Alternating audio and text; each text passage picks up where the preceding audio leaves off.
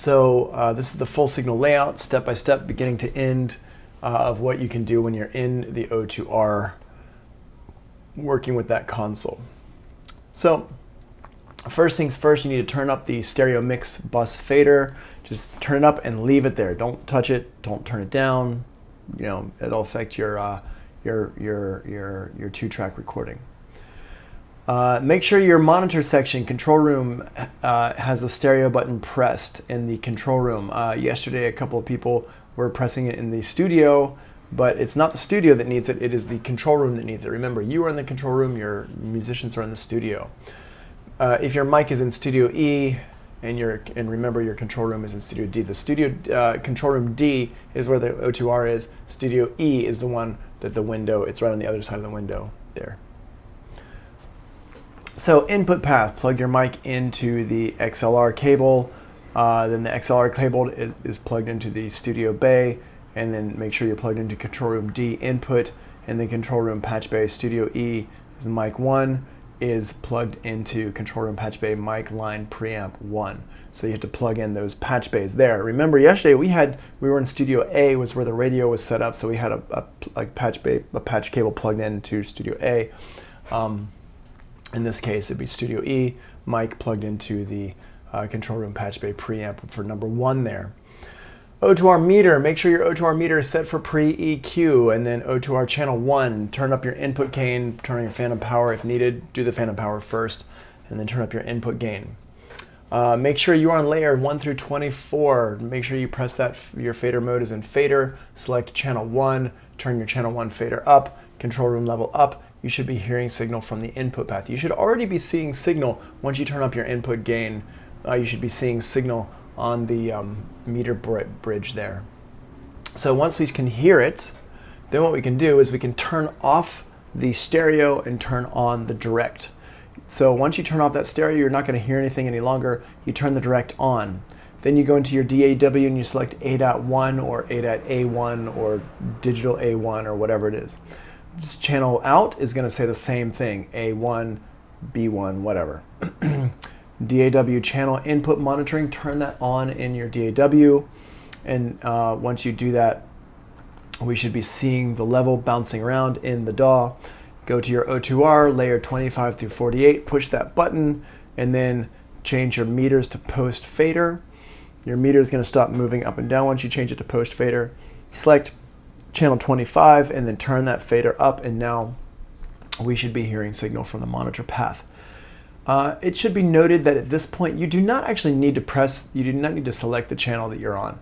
You can just turn up the fader for that channel number as long as you're in the right layer. But I like to get in the habit of selecting the right channel so that you just have that habit built into you at all times. If we want to send the reverb to the vocal on the O2R, these are all O2R things. Layer button, change it to master. And what we're doing here is I'm actually doing it from from the reverse. So I'm setting up my return channel first, and then we're going to set up the send effect second. The reason why I like to do that, I like to set up my return channel first so that I always like to set my destination first, especially when I'm teaching stuff. And that way, when I'm turning up my aux send amount, I can hear the reverb coming into the signal. So if you set up your reverb return first, you set that to 0, then you can set up and see how much of your reverb you're getting as you set up the send amount there. You don't have to do it like that. It's just I like to do it like that, and that's how this is set up. So set up your fader mode to fader, channel 49 through 50. That's your master layer right here. Set them, link them up together. Hold one, push the other one, select buttons, pan them left and right. Then bring the faders up to 0. Then you're going to set up your send amount. Change your layer to 25 through 48.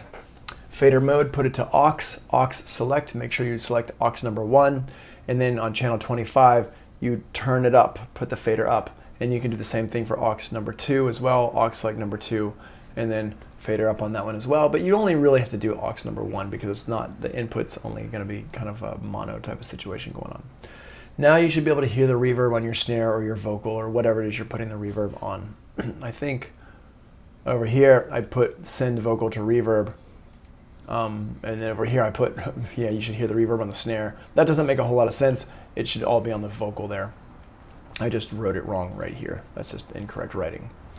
If we're setting up our headphone mix on the patch bay, make sure you patch the studio out left and right. It should be patched to the Furman left and right input, or you can patch the 7 and 8 out, or really kind of however you want to do it there. Studio monitor section, aux 7 and 8 buttons, turn those on.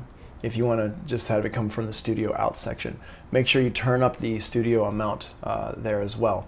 On your control room monitor section, stereo buttons, turn them off. Control room monitor section, assignment 1 and 2 buttons, turn those on. And then aux 7 and 8 should be set for pre-fader mode. And then fader mode, put it into aux select 7 and 8 one at a time. And then you adjust the faders for what you want to hear. Or the easiest way to do it is hold down your layer button for layer 25 through 48. Hold it down and then push aux 7. It's going to say, do you want to copy these over? You hit yes, and then you do the same thing for aux number 8, and you're good to go. And then from there, once you've got everything copied over, your person who's listening on the headphone mix will be able to hear things exactly as you're hearing them. Then you can make adjustments from there. You can turn down the drums, you can turn down the vocals, you can turn whatever. And this is for more of a traditional type of headphone mix. Earlier today, we talked about your headphone mix in the input path, putting your headphone for your microphone in the input path and hearing that. That's a slightly different type of thing. That's more for just a 2-channel recording. Make sure you put your monitor section studio level up, and then turn off the assignments 1 and 2 buttons and turn the stereo button on. Now this one here, control room monitor section, right over here, control room monitor section here. This is so that you're listening for what the artist is hearing in their headphone mix. If you keep that stereo button on and you turn on the assignments 1 and 2 button, you're just going to make everything louder. It's not really going to be an accurate representation of what they're hearing in the room. So the assign 1 and 2, remember, assign 1 and 2 are for auxes 7 and 8. Assignment 1 and 2 means aux 7 and 8. The stereo button is the stereo mix. So that's why we're turning this on right here, stereo off and assign 1 and 2 on. And then when we get over here, you're going to flip it. So your assignment 1 and 2 is off and the stereo button is on. That way you're not hearing what they're hearing, you're hearing what you want to hear. And that's pretty much it. That's the whole signal layout for the O2R.